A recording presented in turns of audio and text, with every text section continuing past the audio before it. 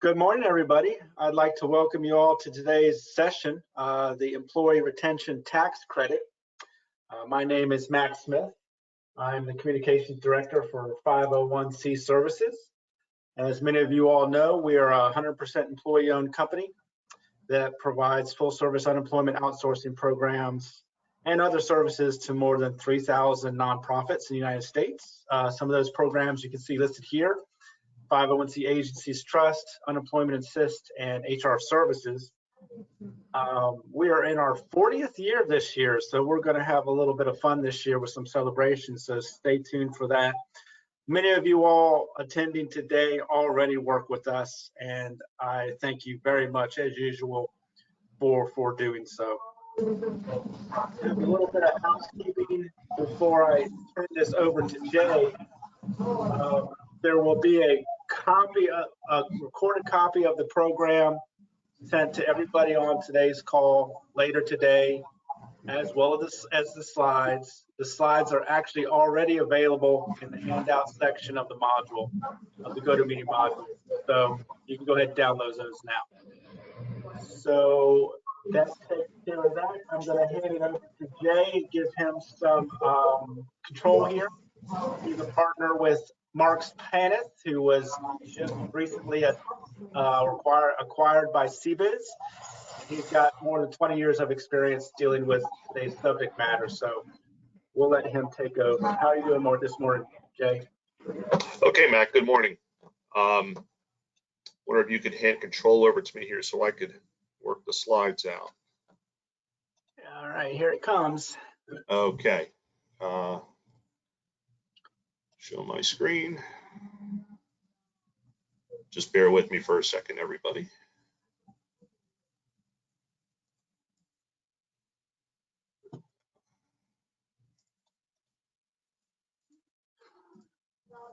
And I want to make sure I'm picking the right one here. All right, so everybody should see my title slide here. Mac, do we have the title slide? Yeah, we have the presenter's view. Okay, good. Oh, all right. I'm sorry. Okay. I think I've done this enough times. I don't know how to do it. Still in the presenter's view? Yep. Okay. I'll figure it out eventually, people.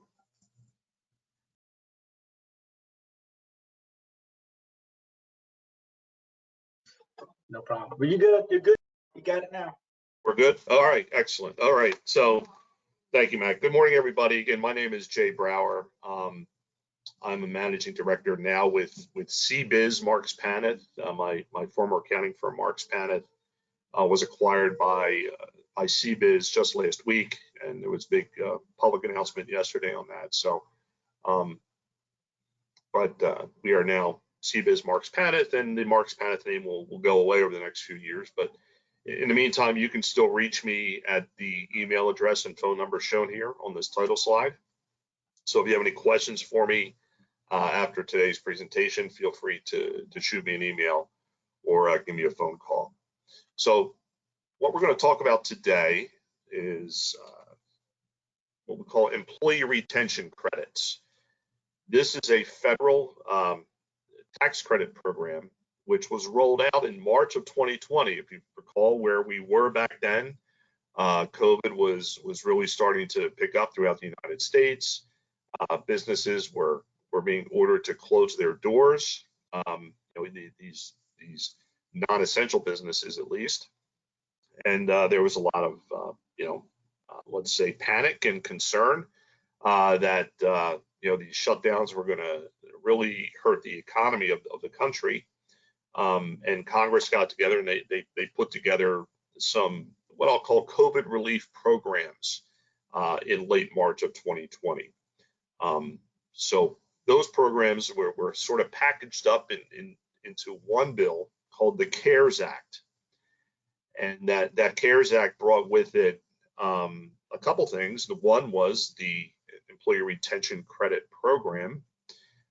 It also brought with it the Paycheck Protection Program, the PPP loan program, which gave businesses and nonprofits the opportunity to borrow money from the government or the SBA, and if the money was used to keep paychecks coming to employees and also to fund other allowable expenses, those PPP loans became forgivable. So both programs were rolled out at the same time. Now, at that time, you had a choice. If you chose to get a PPP loan, that meant that you were shut out from the Employee Retention Credit Program. So in March or late March, early April of 2020, you had to make that decision. And the PPP loan program was really for many people a more, I'll say, but beneficial program. I mean, it essentially became free money from the government. If you're a for-profit entity, that income wound up being free of income tax as well, at least federal income tax in most states. So again, you had these two programs available to you. Later, the law was changed.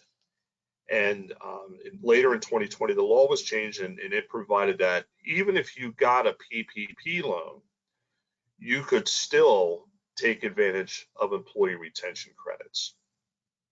So, and that was not perhaps well communicated to a lot of employers out there, and they may still have been under the impression that, well, if I got a PPP loan, I can't now, I'm not eligible for retention credits. And again, that is no longer the case. So the Employee Retention Credit Program, it was geared toward employers who were either completely or partially shut down due to governmental orders, or employers who experienced a significant decline in gross receipts. If you met either of the tests, which we'll discuss here, you are eligible for a refundable payroll tax credit. I want to make, since I'm dealing mostly with 501c3 organizations here, I want to make sure you know that this is a payroll tax credit, not an income tax credit.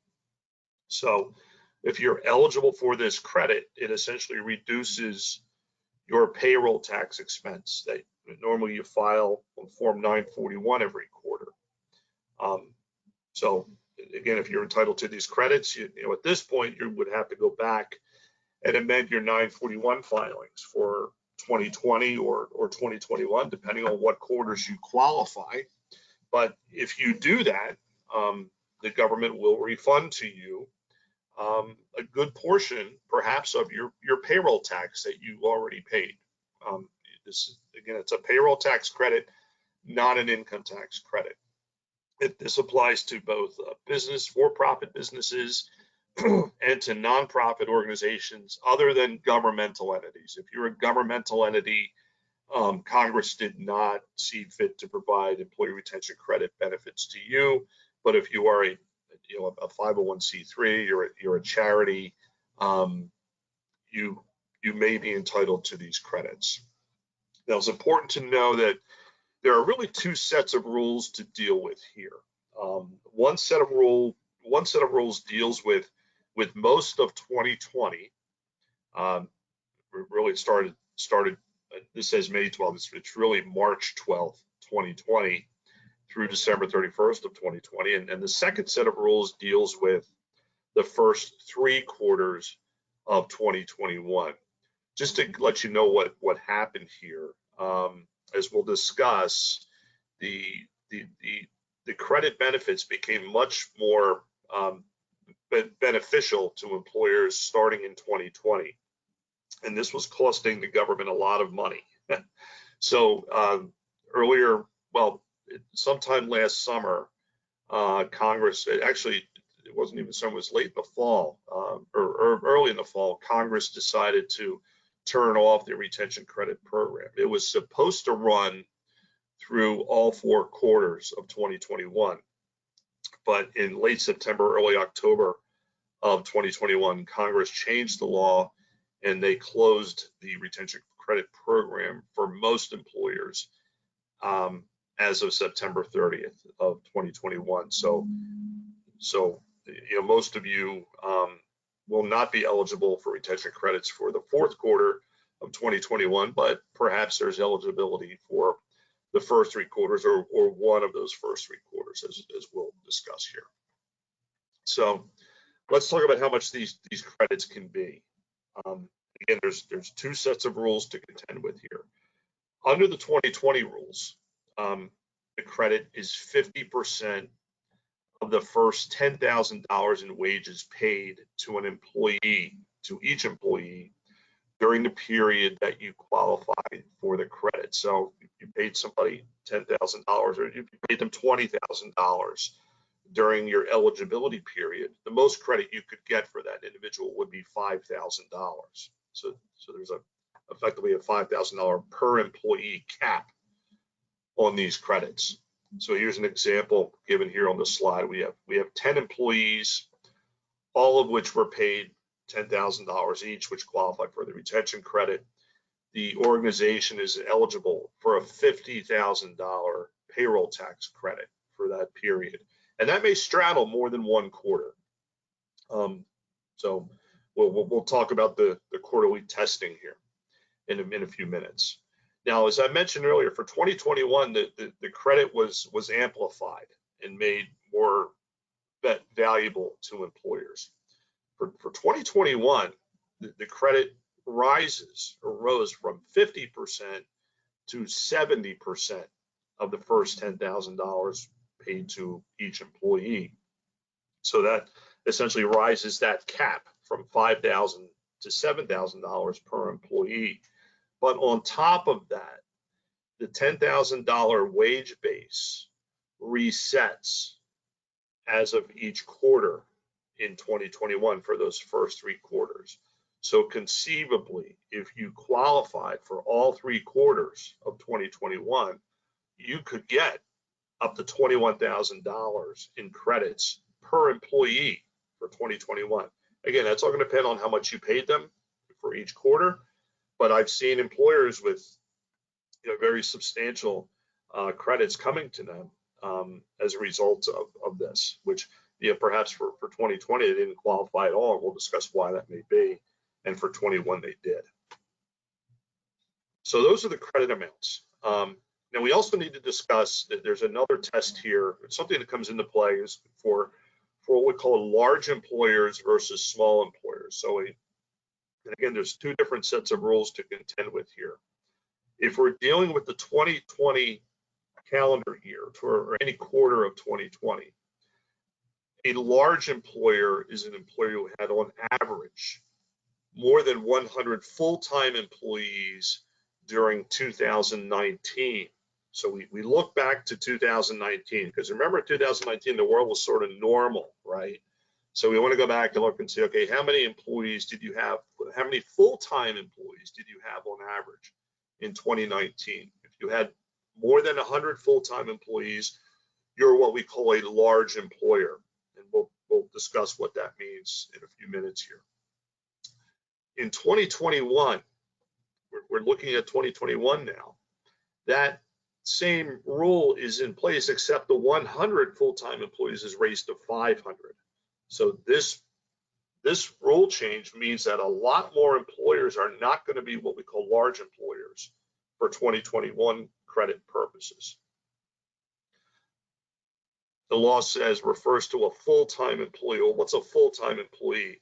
Normally we think 440 hours a week or more. Well, no, that's not the case. It's actually a 30 hours a week test, or 130 hours a month. So if somebody works 30 hours or more a week, they're considered to be a full-time employee under this test. Now you go back to all of 2019 and you measure that, and it's an average for all of 2019. You're going to quantify the number of full-time employees you had. Unlike Affordable Care Act, though, your part-time employees are not included in the calculation. So it's not like you have to add 2 part-time employees together and make them 1 full-time employee. If they're part-time, they're completely excluded from the testing here. So just want to make sure that everyone's aware of the large employer rule here, which perhaps many of you could be considered a large employer under the 2020 program and not 21. And we'll discuss where large employers can make a difference here for eligibility to get a credit. Now, how do you qualify for the credit, whether you're a large employer or not? There are two ways to qualify. The first one is your operations need to be completely or partially shut down during a governmental order. And again, this mostly pertains to the first, second, perhaps third quarter of 2020. That's when most of us remember, the state and city mandates or shutdown orders were in effect throughout many areas of the country. So if your operations were fully or partially shut down, that means that you are entitled to retention credits for that period. So even if you're an essential business, you could qualify if you can demonstrate that more than a nominal portion of your business operations were completely or partially suspended. There's a lot of guidance out there from the IRS on how these full and partial shutdown tests work. You could have a business or an operation with, it does various things and maybe does three main functions, and one of those functions was deemed to be essential and the other two were not. Well, if those other two functions are material, they're more than a nominal portion of the organization's activities, the entire organization could be deemed to be fully or partially shut down. So if you're looking back to 2020 during the shutdown periods, think about what effect those shutdowns had on your organization. Also, if you had supply chain shortages, maybe your operations were not shut down, but your vendors couldn't supply goods or services to you because they were shut down. Well, that could qualify as a full or partial suspension of your operations. What I direct people to do is go to the IRS's FAQs on retention credits. They have a lot of good information there, a lot of good guidance as to what, at least in their mind, constitutes a full or partial suspension of operations. Now, one area that's sort of unfavorable, it deals with telework. Now, I'm an accountant. My accounting firm, starting in late 2020, mid to late March of 2020, we sent our people home. We were still able to work though. We were able to get our work done sitting at the kitchen table or in a home office, whatever. We didn't have to come into the office. We still got our jobs done. So if you were able to move to a telework environment, and in that environment you were able to still perform your core functions, if you were, there was less than a nominal impact on your organization's operations, you likely couldn't qualify as being fully or partially shut down, even though you didn't have people coming to the office. So we need to look at the totality of your operations. Were you really shut down, or were you just able to move your workforce to their homes? And if they were able to work from home without a substantial effect or more than a nominal effect on your operations, you probably wouldn't qualify as fully or partially shut down, at least for those employees. And again, you have to look at the totality of the organization and how it was affected by a shutdown order. Now, as I mentioned, there's two ways to qualify. First is the full or partial shutdown. The second way is if you can demonstrate a significant decline in your gross receipts for any quarter of 2020 or the first three quarters of 2021 as compared to the same quarter of 2019. So whether we're looking at 2020 or 2021, we're looking at the quarter in 20 or 21 that we're testing for, and we're always referring back to that same quarter of 2019. Because remember, 2019, it was normal, right? Normal time. So So let's compare where we are right now for the quarter we're testing to what a normal quarter would have been, let's say. For 2020, if you're going to qualify under the decline in receipts test, you need to demonstrate that there was at least a 50% decline in your receipts for the quarter as compared to that same quarter of 2019. So if your receipts were down, 40%, 45%, that's not enough. It's got to be at least a 50% decline in receipts. But if you hit that 50 decline in receipts, you're going to qualify for that quarter plus the next quarter. So let's say the second quarter of 2020, your receipts were down 55% as compared to the second quarter of 2019. Well, you qualify for retention credits for that second quarter of 2020. You also are going to qualify for the third quarter of 2020. You qualify for future quarters until you get to the quarter after you have less than an 80% decline in receipts. So I give an example here as to how this gets tested. So we have an organization that experienced a 60% decline in receipts for the first quarter of 2020 as compared to the first quarter of 19. Then we look at its second, third, and fourth quarter receipts of 20 as compared to the same quarters of 19, and they were down 30%, 50%, and 5%.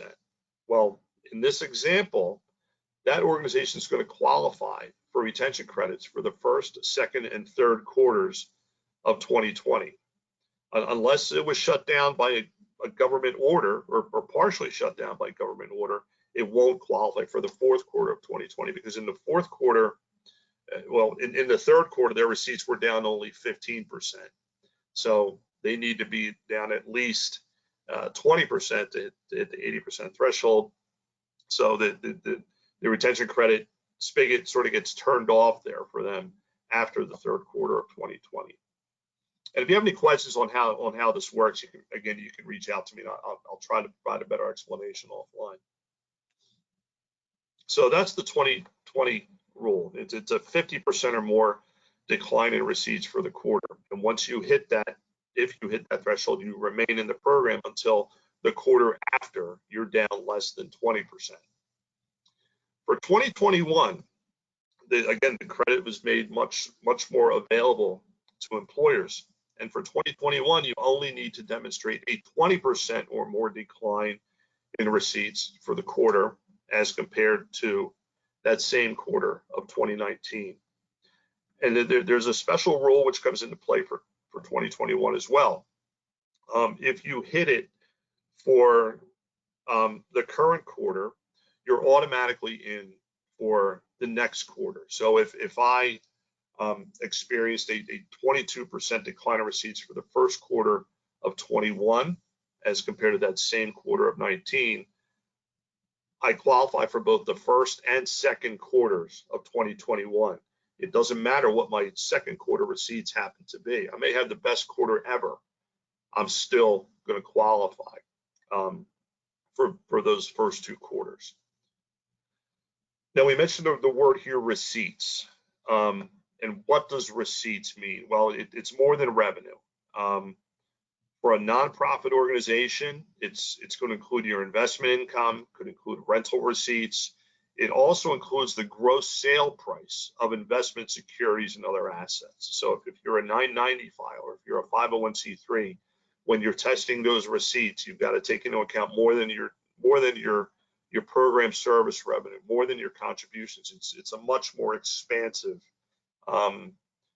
test as to what is in the bucket of receipts you need to test for. So if you've got a foundation or you've got an endowment, if you're selling securities in that endowment, the gross sale price of those securities is included in the receipts calculation. And you're using the same method of accounting that you use when you file your Form 990. So if you're an accrual basis filer for your 990, you need to measure your receipts on the accrual method for the quarters that you're testing for. So that's a very important point. And I know I've had a lot of nonprofit organizations come to me with questions on that. There's also the concept of, I've discussed earlier, PPP loans and PPP loan forgiveness. If you spend your PPP loan on payroll and other qualifying costs, that loan gets forgiven. Questions came out, is that forgiveness part of my receipts calculation? And the answer is, it's up to you. If you want to include it, fine, but you don't have to. So presumably most employers would not include PPP loan forgiveness in the calculation of their receipts. And let's see here. All right. So I want to really one main point I want to make here. We talked about the partial or full shutdown rule or the decline in receipts rule. It's an either or rule. If you were not shut down or not fully or partially shut down, but you can hit that 50 or 20% decline in receipts, you're in for the quarters where you hit the receipts rule. If you didn't hit the decline in receipts, but you were fully or partially shut down, you qualify for the period that you were fully or partially shut down. You don't have to meet both tests. So hopefully everyone comes away from this understanding that. Now we also have to discuss aggregation rules here. If we are dealing with a nonprofit organization, we have to look to the rules found in the Treasury regulations under Section 414 of the tax code. Under those rules, if there are two or more organizations that share 80% of the directors or trustees or the management of one organization, those two entities are going to have to be aggregated together. So if you're dealing with a nonprofit where you share management or trustees or directors with another organization, maybe one organization controls or has a lot of control or influence over another, we have to, these aggregation rules come into play. We need to look at those, and if these can work both for and against you. If we're doing in the for-profit world, we're looking at more than 50% control. When we get to the nonprofit world, it's an 80% or more common management test. So these aggregation rules can hurt you or they could help you. Example here, I have two organizations which they share common control. One organization was in a state, let's say New York, where there was a shutdown order in place from March through May of 2020. It had to fully or partially suspend its operations. The other organization was in a state, maybe they're one of the Midwestern states, that they didn't mandate any government shutdowns. So that organization was able to keep its doors open. Well, because one of the organizations was fully or partially shut down, the entire operation is deemed to be fully or partially shut down. So here, both organizations could take advantage of employee retention credits, even though one of them was in a state where there was no mandated government shutdown. So that's a situation where being under common control under these aggregation rules may be helpful. On the other hand, we could look at a similar situation. There, these two organizations were under common control, but now after those shutdowns went away, maybe we're looking at the receipts test. If under those receipts tests, we have to aggregate the receipts of both organizations. And even though one organization might qualify, may have a more than 20% decline in receipts for a quarter of 2021 as compared to 2019. Well, when we combine the receipts of both organizations together, if we don't hit that 20% or more number, unfortunately, they don't qualify now because of maybe the aggregation rules. So again, you still have to go through the testing here. You still have to aggregate. You can't pick and choose what quarters you're going to aggregate, which quarters you don't. You're forced into an aggregation for the entire period. Excuse me for a minute. I want to go back to a slide that I touched on a little bit earlier. Actually, I'm gonna, yeah. So I'll discuss it here. So we talk about what the credit base is. And the credit base is wages paid to employees. And it's, for 2020, once you're, there's this $10,000 cap, and then that applies for the entire year. So if you qualified under perhaps the shutdown order rule, the first $10,000 in wages you pay to an employee, you get credit for those wages. Now, we discussed earlier the difference between a large and a small employer. Let me go back to that slide. If you're a large employer, you only get credit for wages paid to employees who are not working or who were not working for you. So again, you're a large employer, meaning that if we're looking at 2020, that means you had more than 100 full-time employees in 2019. If you are that large employer, you only get credit for wages paid to people who are not working for you. So you're paying, you kept giving them paychecks, even though they were sitting at home not working. That's very important to mention here. So that's where there's a real difference between a large employer and someone who's not a large employer. Let's call them a smaller employer. That's a big issue here, I think. And I thought I had a slide in here on this, but I didn't. But I wanted to make mention of it. Now for 2021, that large employer threshold is, again, it's increased to 500 from 100.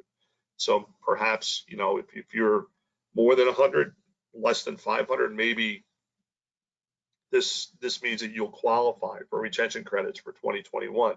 But it has, again, if you're a large employer, the credit is only available for wages paid to people who are not performing services for you. So you had to be paying them not to work, to stay at home. Okay, I wanted to make sure that was made clear to everybody. So again, what is the credit base? The credit base is the wages. It's the gross pay that you pay to your employees during the periods that you qualify for the credit. It also includes employer payments for qualified plan expenses. What that means is group health insurance for the most part, or if you have a self-insured plan, whatever you put into your self-insured plan. Again, this is the employer's portion of those premiums or those self-insured plan expenditures, not the employee portion. The employee portion was already in the wages when you think about it. What you cannot include, there's a few things you cannot include as wages. If you're a for-profit business, and we probably don't have many on the call today, but if we did, if there were persons owning more than 50% of the stock of the company, or their family members, wages paid to them do not qualify. Also, as part of the CARES Act and some previous acts, which came about in 2020, there are things called the Families First Coronavirus Relief Act, family leave credits, other tax credit programs. If you paid wages which qualified for those programs, you cannot also use those same wages for employee retention credits. And finally, the last bullet point here, I mentioned when we started that at first, when the CARES Act was passed, you had a choice between PPP loan or retention credits. That was since repealed. That rule was repealed. However, you cannot claim retention credit on wages which you used for PPP loan forgiveness. And we will discuss how that works here. Now, so again, even if you got a PPP loan or a PPP2 loan, that does not necessarily preclude you from taking advantage of retention credits. The rule here is if you qualify for retention credits, you cannot use the same wages that went toward PPP loan forgiveness in claiming retention credits. By default, wages first go toward retention credits, and then you can elect to treat excess, the difference as going toward PPP loan forgiveness instead. But you can change that ordering rule instead. But at your own election, you may decide, you know what, PPP loan forgiveness is the better deal, and it is. You know, the government's essentially funding 100% of your payroll, at least for a good portion of those employee payrolls during your PPP loan covered period. So you can change that ordering rule and decide, no, I want to first dedicate those wages toward PPP loan forgiveness. And then once you spend enough wages to qualify for PPP loan forgiveness, you can now turn off PPP and turn on the retention credit spigot and start saying, okay, these wages now going forward are going to qualify, are going to be used for retention credits. But what you have to do here is if you got a PPP loan and there's some overlap in your PPP loan period and the quarters where you qualify for retention credits, you've got to do the math and you've got to do analysis and figure out a way there are ways to I'll say massage the numbers. We're not changing the numbers. We're just analyzing the numbers and figuring out how much do we want to dedicate toward PPP loan forgiveness. And once we've done that, the rest is left over perhaps for employee retention credits. And so we want to be able to maximize the benefit of both programs. And this involves looking at your weekly, your biweekly, your bi-monthly payrolls and doing that analysis. It takes some time, but it can pay off and provide very valuable benefits to you. Now, as I want to mention here, the IRS guidance on this says that wages which actually gave rise to PPP loan forgiveness cannot be used for retention credits. Well, what does that mean? Well, here's an example. I have an employee who received a PPP loan of $20,000.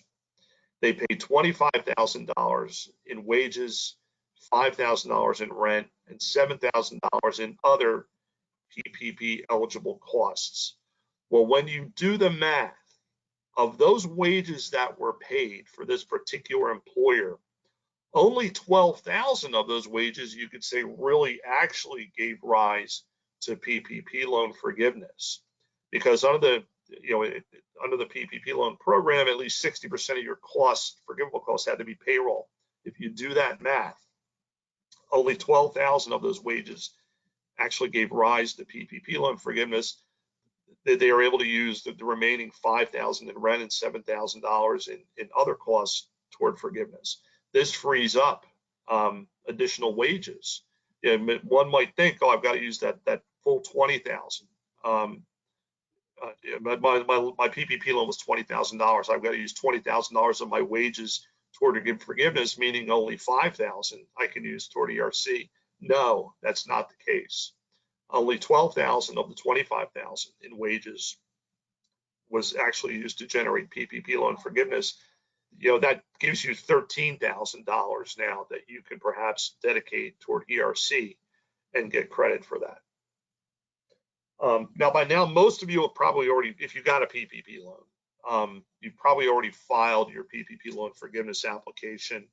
So if you did that, if you only listed payroll costs on that application and didn't list things like rent, utilities, all the other things you were able to spend PPP loan money on, you might have done yourself a disservice in doing that, because that may have shut you out or reduce the amount of wages that could perhaps be used to qualify for retention credits. Unfortunately, at least for PPP 1 loans, that horse has probably already left the barn. Most of those forgiveness applications have now been filed. If you got a PPP 2 loan application, maybe if you haven't filed your forgiveness application yet, perhaps there's an opportunity here to do some analysis on this to see if we make sure you list all of your forgivable expenses on that application, that may free up some wage expense that you can use toward employee retention credits. So let's say you go through the analysis here, you've tested your receipts, you find out, hey, I qualified for retention credits for maybe 1 or 2 quarters of 2021. How do I go about getting my money? Well, it's a payroll tax credit, as I first mentioned. So what you're going to have to do is if you use a payroll service provider, you're probably going to have to work with them. But once you've quantified the amount of wages that qualify for retention credits, you'll need to report that on an amended Form 941. So that form is called Form 941X. So if you determine that you qualify for credits, you'll prepare a Form 941X. Your payroll service provider may assist you with that. What I found is that they usually only charge a couple $100 for the service. If you use a PEO, you'll have to work a little bit more closely with them because they are the one that actually files the 941X, since you're a co-employer with your PEO. But you, at this point, you would file Form 941X with the IRS and would request a refund. In my experience, it's taking anywhere from 5 to 7 months for the IRS to process those refund claims. Form 941X is filed on paper. It cannot be electronically filed. So if you can imagine, it gets mailed into a service center and it goes in a pile. IRS is not sending a lot of people into their offices these days. A lot of them are working from home. So if you can imagine, it's going to take time for somebody at the IRS to open the mail, to sort it, and then scan the document and then send it to somebody else, a caseworker. So it's going to take time for that refund to get processed, but they are getting processed. It's just going to take several months for that money to come back to you. Now, I guess somewhat fortunate in that, once you file that claim, after 45 days, you start to earn interest on it. Interest rate is currently, I believe, 5 or 6%. So it's more than you're going to get at a bank. So eventually you will get your refund check, and it'll be for the amount that, hopefully for the amount that you claimed plus interest. Now, how long do you have to do this? You have 3 years to file these refund claims for the quarter we're dealing with. So if we're dealing with, say, the second quarter of 2020, your Form 941 was probably filed, let's say July 31st of 2020. You'll have until July 31st of 2023 to file your refund claim and for it to be deemed a timely claim for refund. So there's no rush to get this done. You know, there's still a couple of years left on the clock here, as you know, especially for 2020, or I'm sorry, especially for 2021 claims. But there is a 3-year clock that starts ticking once your 941 for the quarter was filed. Now, I should note that the IRS has 5 years to come back and analyze your claim and make a determination as to do you claim too much. So there is that issue here. Normally, the IRS has 3 years to come back and audit you. When we're dealing with retention credits, the law was changed, and Congress gave IRS 5 years to come back and analyze credit claims. This next slide really deals with for-profit companies, which I understand most of you or all of you are 501c3. So the first 2 bullet points here aren't going to apply to you. But I presume you file a Form 990. And if you do that, the question becomes, how do you account for these employee retention credits? You know, some of you may be getting some substantial checks back from the IRS as a refund of your payroll tax expense. So, you know, how do you deal with that? Do I reduce my payroll tax expense or my salaries and wage expense? And the answer is no, you do not. You record this as a form of governmental grant income on your 990 and in your financial statements. You don't reduce your expenses by it. It's a form of government grant income if you're a nonprofit or a 990 filer and a nonprofit that issues a financial statement. So coming to the end here, you know, what planning considerations are out there? You know, I would, you know, look, if your business, if your organization was perhaps partially shut down, And you can get into some real nuance here as to what a partial shutdown is. The guidance is not crystal clear, and you could use that perhaps to your advantage. So what is a full? Well, we know what a full shutdown is, right? Your doors were shut, nobody can come to work. That's obviously a full shutdown. But this partial shutdown rule, I've seen some businesses try to take advantage of that, where they had to hire maybe a third shift to bring them on because of social distancing rules on the factory floor. I'm not saying that that's going to work for a nonprofit, but maybe something similar could. But look at those partial shutdown rules. Maybe you could qualify as being partially shut down for some part of 2020 and get retention credits for that period. If you're a large employer, as I mentioned before, you cannot get credit.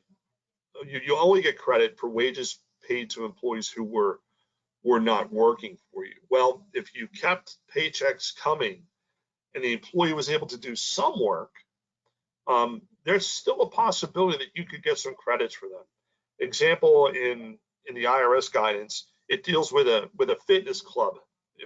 So think about a fitness club in April of 2020. Most of them, well, in many states, they were shut down.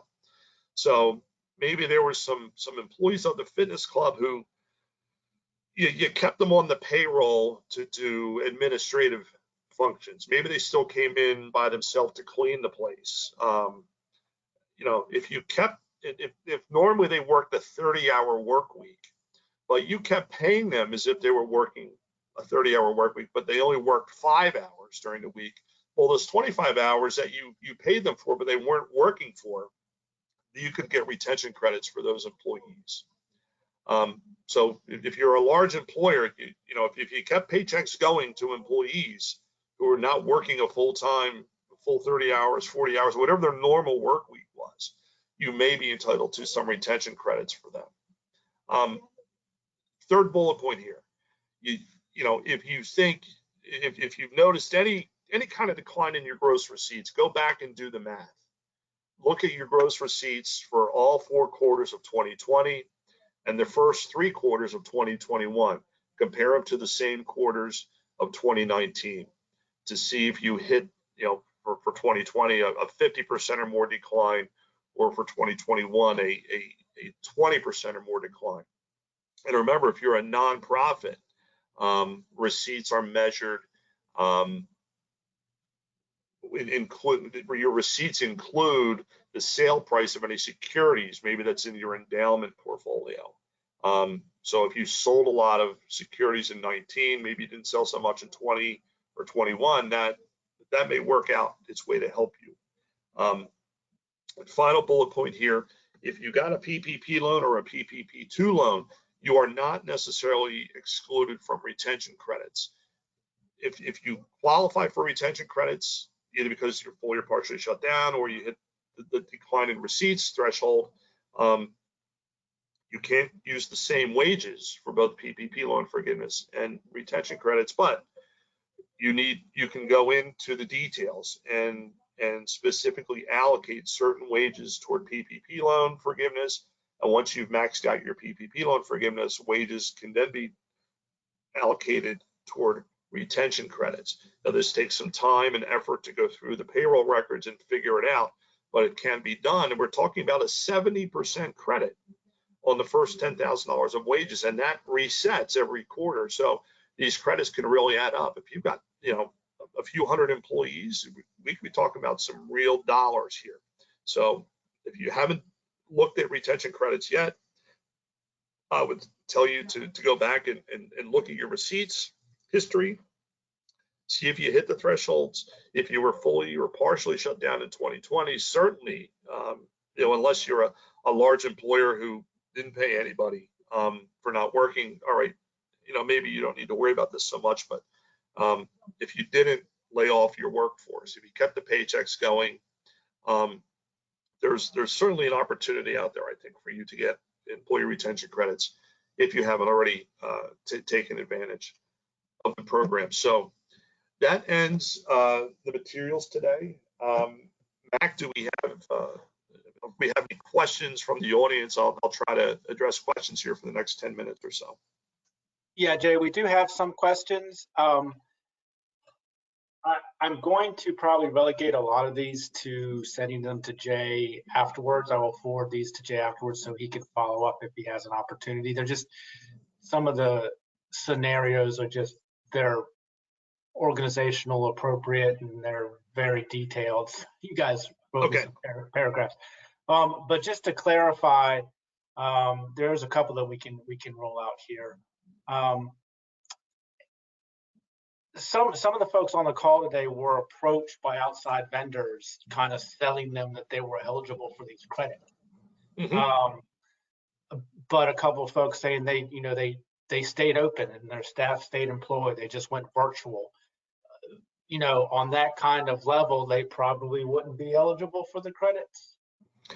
Well, every organization is going to be different here. The IRS guidance says if you were able to move your workforce to a work from home model, and there was no significant effect on your business's operations, that likely does not constitute a full or partial shutdown. But we need to look at the totality of operations of the organization. I've dealt with organizations one in particular was in New York. It was sort of a social service organization. They help homeless people, indigent people. They have a homeless shelters that they operate. They also operated a community center in one of the neighborhoods in New York City. And this was a place where people from the community would go to. They had a gym there. Elderly people would come there and play cards during the day. It was like a community center. So that community center was shut down, and they had employees that worked there. Now the shelter side, the help the homeless side, that remained in operation throughout the entire pandemic. But because the community center was shut down, that was enough of their operation to qualify as more than a nominal effect on their business. So you need to look at your entire operation. What parts were shut down fully, and if those are more than a nominal portion of your services or your operations, you may still qualify as being partially shut down. And even if you're partially shut down, the credit's available not just on the employees that were part of that partial shutdown, but the employees of the entire operation. So everybody's in.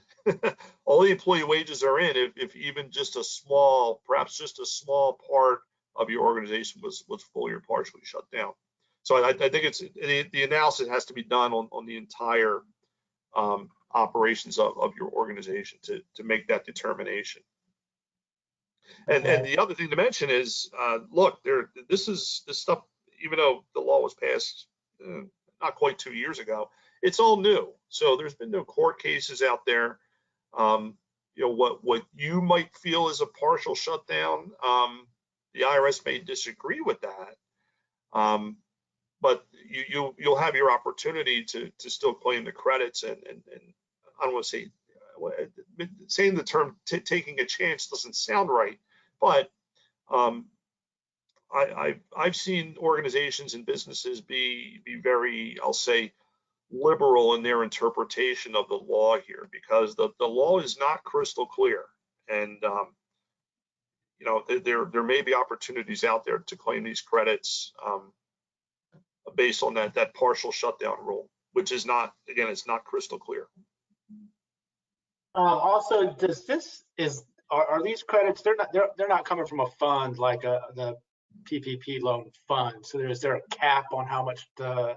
No, there is not. Yeah, that's a good question. The PPP loan, that was, the Congress took a boatload of money and they stuck it in a fund, and then the SBA doled it out to the banks, right? And once those funds were expended, that was it. Congress had to go back and replenish the fund later on. That's not the case here with these retention credits. It's not like,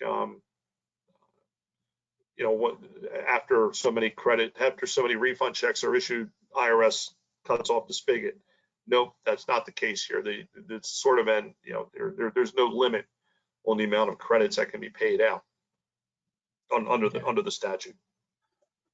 All right, and then one last one that you might be able to kind of address from a high level. If an entity avoids shutting its doors by basically merging with another entity due to the pandemic, how does the original entity go about getting credits? Is that something that can be done? Yeah, I've actually had that come across, and unfortunately, there's no crystal clear answer on that. Entities sometimes merge, businesses merge, as I'm well aware of now. And I can't really point to a rule that says, because it's a merged entity, you may have to look at both entities, the entity that was merged into its new parent company. We may have to combine them both together and look back at their joint revenues for 2019 and 20 and 21 on the quarters. There's not much, if any, guidance from IRS out there on how that works and what you have to do. So that may be a situation where you take